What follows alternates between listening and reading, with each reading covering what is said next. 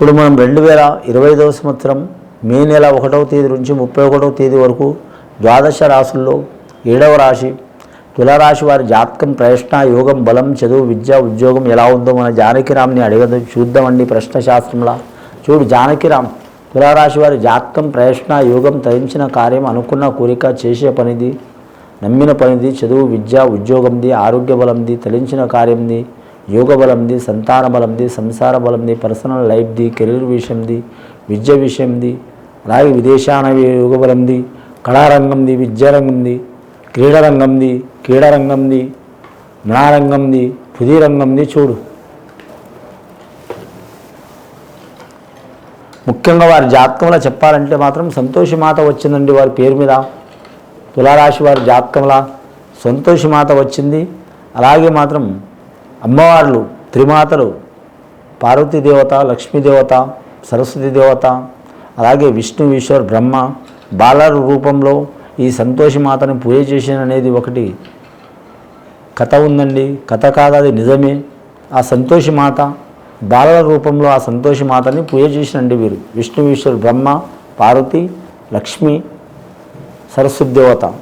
ముఖ్యంగా ఈ రాశి వారి జాతకంలో చూడాలంటే మాత్రం దెబ్బలాట గుద్దులాట వెనక చూస్తే పిల్లి పీకులాట అన్నట్టు ఉంటుందండి. చాలా వరకు మాత్రం వీరి పేరు మీద మాత్రం హడావుడి చాలా ఉంటుంది.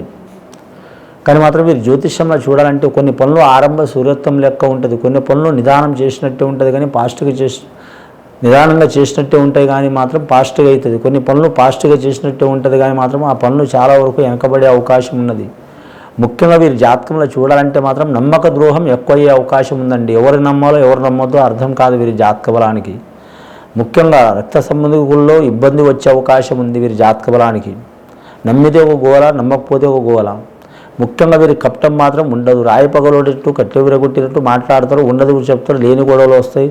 కానీ మాత్రం ఎక్కడైనా ఏదైనా సంఘటన వీరి ముందర గొడవ జరిగిందనుకో చెప్పకూడదు, నాకెందుకు వచ్చింది తిప్పాలనుకుని ఊకున్నారనుకో ఎవరైనా వచ్చి ఖచ్చితంగా అడుగుతారు. చెప్తే ఒక గోల, చెప్పకపోతే ఒక గోల. అలసుంటి జాతకం ఉంటుంది వీరి పేరు మీద. చిత్రా నక్షత్రం వారికి చిత్ర విచిత్రమైన ఆలోచన ఉంటుంది. పిల్లల కాడ పిల్లల మనస్తత్వం, పెద్దల కాడ పెద్దల మనస్తత్వం, ముసలుల కాడ ముసలుల మనస్తత్వం, అలాంటి మనస్తత్వం ఉంటుంది. అందరితో కలియుడుగా ఉండే అవకాశం ఉంది. స్త్రీలకు సహకారం చేసే అవకాశం ఉంది. ఎన్ని బాధలు ఉన్నా మాత్రం నిదానంగా ఉండే అవకాశం ఉంది. అంటే నిదానంగా ఉండరు, ఫాస్ట్గానే ఉంటారు. కానీ మాత్రం ఎన్ని బాధలు వచ్చినా సరే మామూలుగానే ఉంటారు వారి జాతక బలానికి. కానీ ముఖ్యంగా వీరి జ్యోతిష్య బలంలో చూడాలంటే మాత్రం ఏ పరిస్థితి ఎలా ఉండాలో అనే ఆలోచన ఉంటుంది వీరి పేరు మీద.